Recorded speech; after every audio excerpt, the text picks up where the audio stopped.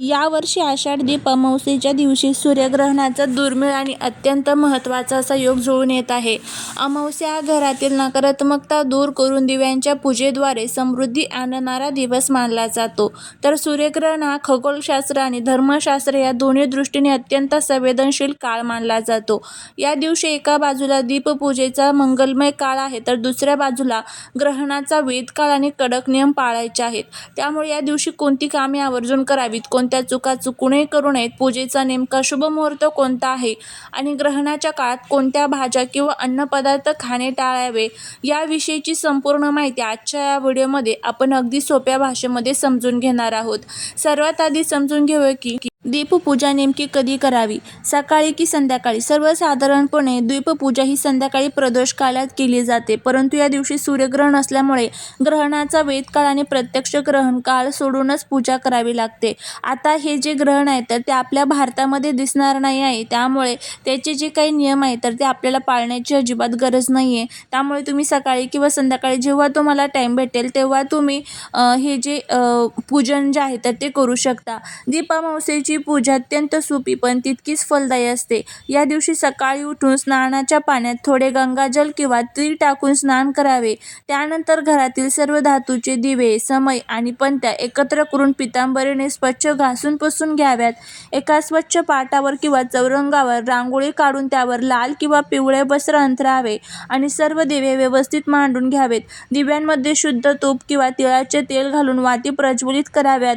त्यानंतर दिव्यांना हळद, कुंकू, अक्षदा आणि फुले वाहून मनोभावे पूजा करावी. नैवेद्यासाठी दुधाची खीर किंवा गूळ खोबऱ्याचा प्रसाद ठेवावा आणि त्याचबरोबर जे कणकेचे दिवे असतात, 5 किंवा 7 कणकेचे दिवे तयार करून त्याने तुम्हाला या दिव्यांना ओवाळायचं आहे. सूर्यग्रहणाचा काळ हा आध्यात्मिक साधना आणि जपासाठी अत्यंत फलदायी मानला जातो. या काळात ओम नमः शिवाय किंवा आपल्या कुलदेवतांच्या मंत्रांचा सतत जप करावा. पिण्याच्या पाण्यात दूध आणि शिजवलेल्या अन्नात आधीच तुळशीचे पान किंवा दुर्वा टाकून ठेवाव्यात आणि त्याचबरोबर या काळामध्ये म्हणजेच अमावस्येच्या दिवशी कुठेही कोणत्याही प्रकारचे नकारात्मक शब्द जे आहेत तर ते आपल्या तोंडातून निघू नये. धर्मशास्त्र आणि निसर्गानुसार या दिवशी आपण जे काही करतो त्याचे जे काही फळ आहे तर ते आपल्याला मिळत असतं. या दिवशी पृथ्वी तलावरती सकारात्मक ऊर्जा आणि नकारात्मक ऊर्जा ह्या खूप जास्त प्रमाणामध्ये ॲक्टिव्ह असतात. त्यामुळे त्या सकारात्मक ऊर्जेचा फायदा आपल्याला व्हावा यासाठी हे छोटे छोटे उपाय जे आहेत तर ते आपल्याला करायचे असतात. अमावस्या तिथी ही प्रामुख्याने पितरांना समर्पित असते आणि या दिवशी आपल्या पितरांचं स्मरण करावं. पितरांच्या नावाने पिंपळाच्या झाडाखाली किंवा मग आपल्या दरवाजामध्ये दक्षिण दिशेला तोंड करून एक दिवा आवर्जून अर्पण करावा. त्याचबरोबर नदीकाठी जर शक्य असेल तर तिथे सुद्धा आपल्याला एक दिवा जो आहे तर तो अर्पण करायचा असतो. या दिवशी आपल्याला अजून काही छोटे छोटे उपाय करायचे आहेत. हे उपाय जर आपण केले तर आपल्या घरामध्ये सुख, शांती, समृद्धी, लक्ष्मीचा वास राहतो. कलह, वास्तुदोष कायमचे नष्ट होतात, नकारात्मकता संपते.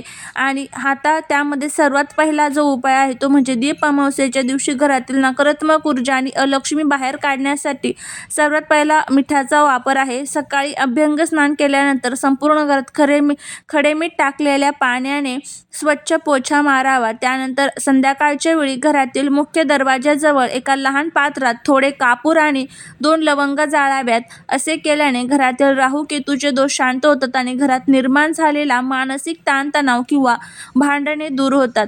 तसेच घरातील मुख्य दारावर थोडे हळदीचे पाणी शिंपडून उंबरा व्यवस्थित स्वच्छ पुसून घ्यावा, जेणेकरून लक्ष्मीचे आगमन होईल. दुसरा उपाय जो आहे तर तो या दिवशी तुम्हाला करायचा आहे. या दिवशी तुम्हाला दीपपूजेच्या वेळी गणपतीला 21 दुर्वांची जुडी आणि गूळ खोबऱ्याचा नैवेद्य अर्पण करायचा आहे. ओम गण गणपते नमः या मंत्राचा जप करायचा आहे, कारण या दिवशी बुधवार आहे आणि बुधवार हा गणपती बाप्पांचा वार असतो. त्याचबरोबर या दिवशी गणपती स्तोत्रमचं पठण करावं. तिसरा जो उपाय आहे तो म्हणजे कुलदेवतेसाठी अष्टमुखी आणि 4मुखी दिवा लावायचा आहे. अष्टमुखी लावला तरी चालेल किंवा 4मुखी लावला तरी चालेल, ज्यामध्ये तिळाचं तेल किंवा मग तुम्ही तूप देखील टाकू शकता. त्याचबरोबर या दिवशी पिंपळाच्या झाडाच्या पूजेला सुद्धा विशेष महत्त्व असतं. पिंपळाच्या झाडामध्ये ब्रह्मा, विष्णू आणि महेश यांचा वास असतो असे मानले जाते. तिथे सुद्धा तुम्हाला दिवा अर्पण करायचा आहे. दीप अमावस्येच्या या पावन दिवशी संपूर्ण श्रद्धेने आणि भक्तीने हे छोटे छोटे उपाय करून बघा, तुम्हाला याचा खूप चांगला फायदा होईल. आता त्यानंतर बघा, या दिवशी आपल्याला काय खायचं आहे, काय खाऊ नये याबद्दलची आता आपण माहिती घेणार आहोत. आता बघा, दीप अमावस्या जो असतो ना, तर तो श्रावणाच्या चाहुलीचा एक दिवस असतो. या दिवसापासून श्रावण महिन्याला सुरुवात होत असते. त्यामुळे आपल्या घरामध्ये चुकूनही या दिवशी काय काय पदार्थ जे आहेत ते आपल्याला बनवायचे नाहीत. जर आपण हे बनवले तर त्याचे अनेक प्रकारचे दोष जे आहेत ते आपल्याला लागत असतात. यासाठी तुम्हाला सर्वात प्रथम काय करायचं आहे, तर आपल्या घराची व्यवस्थितपणे साफसफाई, स्वच्छता करून घ्यायची आहे. हे पदार्थ जर आपण खाल्ले तर आपल्याला जीवनामध्ये अनेक संकटांचा सामना करावा लागतो. आपले ग्रह कुठेतरी कमजोर होत असतात आणि केलेल्या सेवेचं, केलेल्या उपायांचं जे काही फळ आहे तर ते आपल्याला मिळत नाही. त्यामुळे आपण जी काही सेवा करतोय, जे काही उपाय करतोय, त्याचं फळ जर आपल्याला मिळायचं असेल तर हे सर्व गोष्टी आपल्याला पाळायचे असतात. या दिवशी आपल्याला काही पदार्थ हे चुकून खायचे नसतात, ज्यामध्ये सर्वात पहिला आहे मांसाहार. त्याचबरोबर कांदा, लसूण पदार्थ जे आहेत तर ते सुद्धा आपल्याला खायचे नसतात. आणि या दिवशी सर्वात महत्त्वाचं म्हणजे पितरांसाठी आपल्याला पूजा करायची असतं. पितृ जे आहेत तर ते या दिवशी पृथ्वी तलावरती येतात. त्यांना जर आपण एक दिवा अर्पण केला तर आपल्या जीवनामध्ये सर्व इडापिडा, नजरबाधा, पितृदोष पूर्णपणे दूर होतात. पितरांचे आशीर्वाद आपल्याला लाभतात. त्यामुळे आता आपल्याला काय करायचं आहे, तर बघा, हा एक दिवा जो आहे तर तो पितरांसाठी लावायचा आहे. दिवा हा प्रकाशाचे, तेजाचे प्रतीक असतो. दिवा लावल्यामुळे जीवनातील सर्व अंधार जो आहे तर तो दूर होत असतो. तर काय करायचं, एक प्लेट घ्यायची. त्या प्लेटमध्ये तुम्हाला तांदूळ ठेवायचे आहे. त्यावरती एक तुम्हाला दिवा तयार करून घ्यायचा आहे. मग तुम्ही मातीची पंती घेतली तरी चालेल किंवा गव्हाच्या पिठापासून दिवा तयार करून घेतला तरी चालेल. हा दिवा तुम्हाला 4 मुखी करायचा आहे.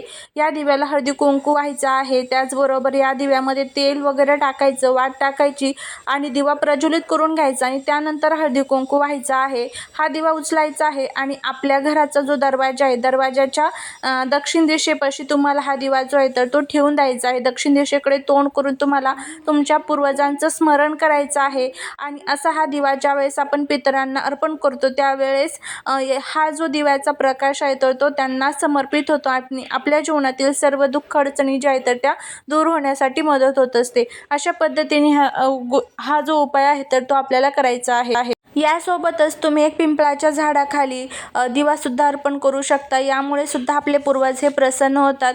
आणि जर तुमच्या आजूबाजूला कुठे नदी असेल किंवा एखादा तलाव असेल, विहीर असेल, तर तिथे सुद्धा तुम्ही हा पितरांसाठी दिवा जो आहे तर तो लावायचा आहे.